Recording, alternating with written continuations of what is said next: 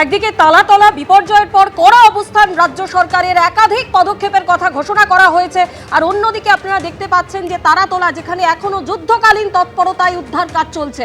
এখনো পর্যন্ত 15 জনের মৃত্যুর খবর পাওয়া গেছে, আহত হয়ে 18 জন হাসপাতালে ভর্তি। যুদ্ধকালীন তৎপরতায় অত্যাধুনিক প্রযুক্তি ব্যবহার করে এই মুহূর্তে উদ্ধার কাজ সেখানে চালানো হচ্ছে। এখনো কেউ সেখানে আটকে রয়েছেন কিনা তা দেখা হচ্ছে। আর অন্যদিকে মুখ্যমন্ত্রী শুভেন্দু অধিকারী এই তারাতলা বিপর্যয়ের পরই যেমনটা জানিয়েছেন যে আগামী 1 মাস নির্দিষ্ট এলাকায় কাজ বন্ধ। দক্ষিণ দমদম কামারহাটিতে 1 মাস কাজ বন্ধ থাকবে। নিয়ম না মানলে বিল্ডিং প্ল্যান বাতিল হবে।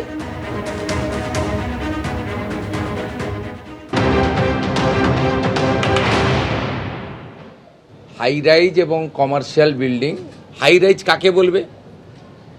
G+5 সরকারি চালু থাকা দপ্তর এবং এমার্জেন্সি সার্ভিসেস বাদ দিয়ে আমরা 31 জুলাই পর্যন্ত একটা স্পেশাল অডিট করছি।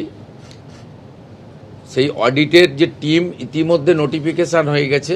রেসিডেন্সিয়াল বিল্ডিংয়ের রিনোভেশন বা প্ল্যান নিয়ে এক্সটেনশান এখানে এটা থেকে পড়ছে না, এক্সাম থাকছে। Kolkata municipal corporation, Bidhannagar municipal কর্পোরেশনের রাজারহাট নিউ টাউন এলাকা, including new town Kolkata development authority NKDA, Pujali, Baruipur, Budge Budge, Maheshtala, Rajpur, Sonarpur, এর সাথে আজকে আমরা যুক্ত করেছি সাউথ দমদম, কামারহাটি এবং বরানগর। এখানে প্রশ্ন উঠতে পারে যে 31 জুলাই পর্যন্ত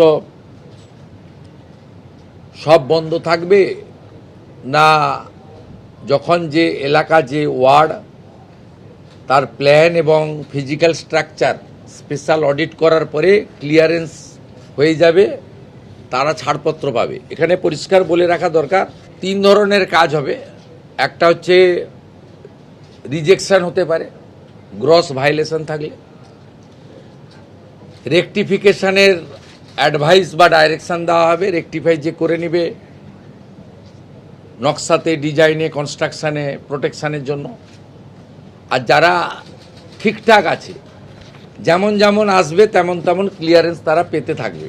আমরা এই কমিটিকে 90 দিনের আরেকটা কাজ দিয়েছি, ফায়ার এবং লাইটনিং অ্যারেস্টার, তার একটা অডিট হাই রাইজ বিল্ডিংগুলোতে, কমার্শিয়াল বিল্ডিংগুলোতে, সেই কাজটাও তারা করবে।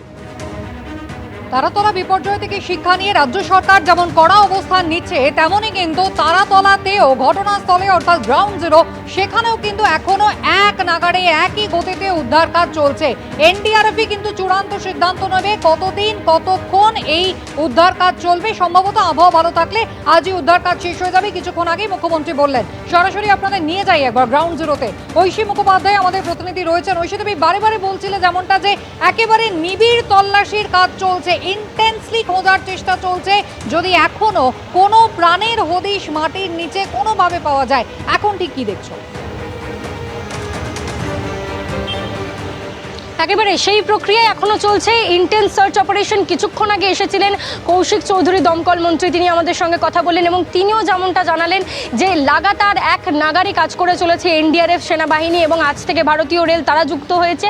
এবং প্রত্যেকেরই যেটা লক্ষ্য যে যদি আর কোথাও কোনো প্রাণের হদিশ মেলে, কারণ যেমনটা কৌশিক চৌধুরী নিজেও বললেন যে স্থানীয় এবং তারই সঙ্গে এখানকার যারা কর্মী ছিলেন তাদের বয়ান অনুযায়ী ভিতরে কিন্তু অনেকেই কাজ করতে, সেই সংখ্যাটা কিন্তু 40-45 থেকে 50-60, সেই সংখ্যক মানুষ এখনো উদ্ধার সম্ভব হয়নি। সে কারণেই তারা মনে করছেন ভিতরে কেউ চাপা পড়ে থাকলেও থাকতে পারে। জীবনের সন্ধানে এই মুহূর্তে তল্লাশি চলছে। গতকাল থেকেই তুমি দেখছো যে নাগারে তারা তল্লাশি করছেন। আজকে কয়েকটা জায়গা স্পেসিফিকলি তারা চুজ করেছেন যেগুলো তাদের যে সমস্ত স্ক্যানার রয়েছে, র্যাডার রয়েছে সেগুলোতে ধরা পড়েছে এবং সেই জায়গাগুলোতেই মূলত তারা গভীরভাবে তল্লাশি চালাচ্ছেন, নিবিড়ভাবে তল্লাশি চালাচ্ছেন। যে জিনিসগুলো তারা ব্যবহার করছেন তার মধ্যে অন্যতম হচ্ছে ভিকটিম লোকেটিং ক্যামেরা এবং তার সঙ্গে ড্রোনের মাধ্যমে এই সম্পূর্ণ এলাকাটার ম্যাপিং, স্ক্যানিং হচ্ছে। হচ্ছে এবং অন্যান্য যে সমস্ত অন্যান্য যে প্রযুক্তি জিনিসগুলো রয়েছে সেগুলো দিয়ে তারা চেষ্টা করছেন যে ভেতরে আর কোনো লাইফ ডিটেক্ট হচ্ছে কিনা, কোনো জীবনের সন্ধান তাদের কাছে মিলছে কিনা। অন্যদিকে যে ভিকটিম লোকেটিং ক্যামেরা, সেই ভিকটিম লোকেটিং ক্যামেরা নিয়ে ভিতরে একজন যে কর্মী তিনি প্রবেশ করে যাচ্ছেন এবং সেই জায়গাকার চারপাশটা ভালো করে স্ক্যান করছেন, দেখার চেষ্টা করছেন যে ভিতরে আর কেউ আটকে রয়েছে কিনা। লাইট কিন্তু খুব গুরুত্বপূর্ণ ভিতরে, যেহেতু এতটা বড় ধ্বংসাবশেষ, ধ্বংসস্তূপ, সে কারণে আলো দিয়েও কিন্তু তারা ভিতরে চেষ্টা করছেন খোঁজাখুঁজি করার, কোথাও যদি কোনো প্রাণের সন্ধান মেলে, কেউ যদি ভিতরে থেকে থাকেন তাদেরকে বের করার জন্য সেই প্রক্রিয়া তারা চালিয়ে যাচ্ছেন।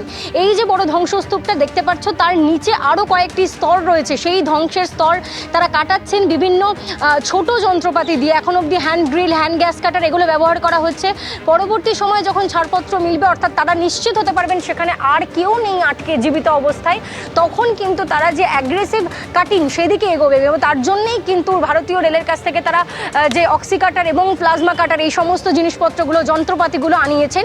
তারপরেই কিন্তু এই লোহার বিমগুলো কেটেই সম্পূর্ণ স্ট্রাকচারকে সরানোর কাজ করবেন তারা। তবে তার আগে এখনো পর্যন্ত কিন্তু তারা মনে করছেন ভিতরে কেউ থাকলেও থাকতে পারে, সে কারণেই কিন্তু এখন নিবিড় তল্লাশি চলছে। সেই ভিকটিম লোকেটিং ক্যামেরা হোক কিংবা ড্রোন হোক, এবং ম্যানুয়ালি, অর্থাৎ যারা কর্মীরা রয়েছেন এনডিআরএফের তারা কিন্তু নিজেরাও কিন্তু ভিতরে প্রবেশ করছেন গর্তগুলোর ভেতরে, এবং তারপরে কিন্তু খোঁজ চালিয়ে যাচ্ছেন যে কোথাও যদি কেউ আটকে থাকে তাদেরকে কিভাবে সেখান থেকে বের করে আনা হবে এই সম্পূর্ণ বিষয়টা নিয়ে। এনডিআরএফ চূড়ান্ত সিদ্ধান্ত নেবে, কিন্তু তার আগে কিন্তু তারা বিভিন্ন দফায় দফায় কিন্তু নিজেদের মধ্যে আলোচনা সারছেন, নিজেদের মধ্যে পরামর্শ করছেন, এবং একটা সমন্বয় কিন্তু দেখা যাচ্ছে প্রত্যেকের মধ্যে। এবং আজকে তো দেখা যাচ্ছে সম্পূর্ণ টিম যেভাবে গতকাল কাজ করছিল সেরকমভাবেই আজকেও নাগারে কাজ করে চলেছে। ঐশী, ধন্যবাদ।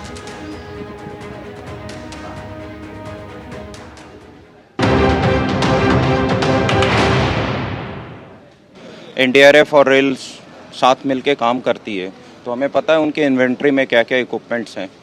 तो प्रोसेस को थोड़ा फासन करने के लिए आज हम प्लान कर रहे हैं, थोड़ी एग्रेसिव कटिंग करेंगे, क्योंकि जितने फ्लोर्स पे हैं विक्टिम्स की संभावना, उसको हम लोगों ने एकदम क्लोज इन कर लिया है। तो बाकी जो लेफ्ट आउट इलाके को एग्रेसिव कटिंग के लिए रेलवे से रिक्वेस्ट किया है, उनकी भी टीम हमारी टीम के साथ काम कर रही है।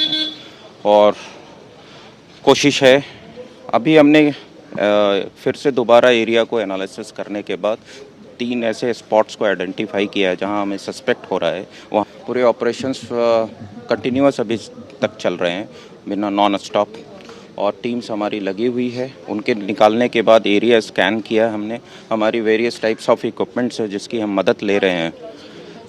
टेक्नोलॉजी हमारी पूरी बेस्ड है, अभी हम सेंसर्स को यूज़ कर रहे हैं, लाइव डिटेक्टिंग सेंसर्स यूज़ कर रहे हैं, लोकेटिंग कैमरास यूज़ कर रहे हैं, सी थ्रू रडार्स यूज़ कर रहे हैं, जिसके थ्रू हमें कुछ उनका टेल साइन मिले। তারাতলায় উদ্ধার কাজ নিয়ে মুখ্যমন্ত্রী শুভেন্দু অধিকারী তিনি বলেছেন, আবহাওয়া ঠিক থাকলে আজকে রাতের মধ্যেই কাজ শেষ হবে।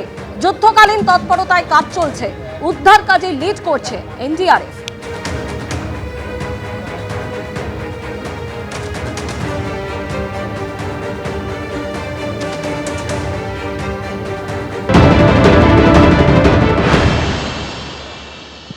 রেস্কিউ অপারেশন চলছে,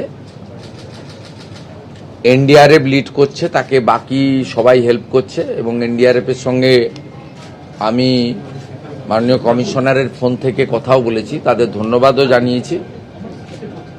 তারা কতক্ষণের মধ্যে ক্লিয়ার করতে পারবেন সেটাও আমি জানতে চেয়েছি।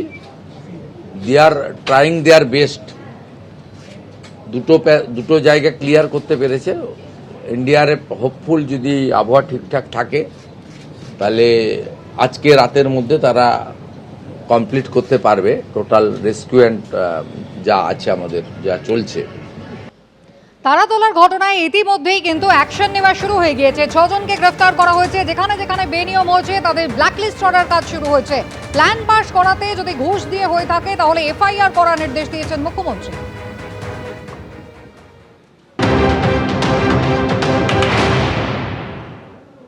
ये पार्टिकुलर जो इंसिडेंट हुआ उनके ऊपर अब तक 6 आदमी अरेस्ट हुआ है।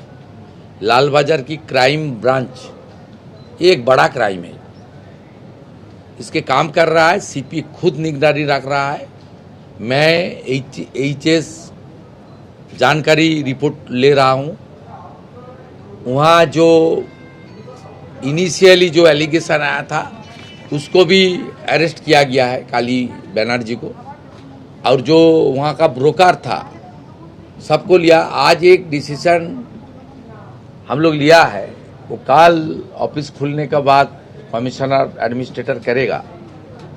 जो सुपरविजन की जिम्मेदारी था architect planner, a particular this case में वो आर्किटेक्टर डिजाइनर को हम लोग ब्लैक लिस्टेड कर रहा हूँ।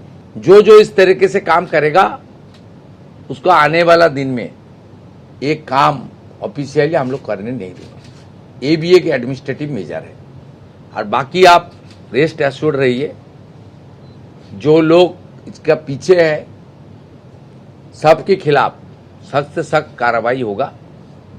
और जितना लोग कलकत्ता कॉरपोरेशन में और दूसरा जो एडजॉइनिंग एरिया का म्यूनिसिपैलिटी में प्लान को लेकर प्रताड़ित हुआ है, रिश्वत देने पड़ा, अंडर प्रेशर कुछ करने पड़ा, वो सीधा आकर अपने लोकल पुलिस स्टेशन में एफआईआर करे।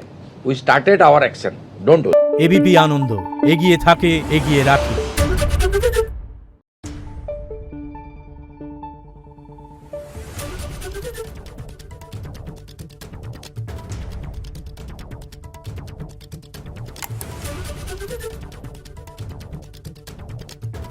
Thank you.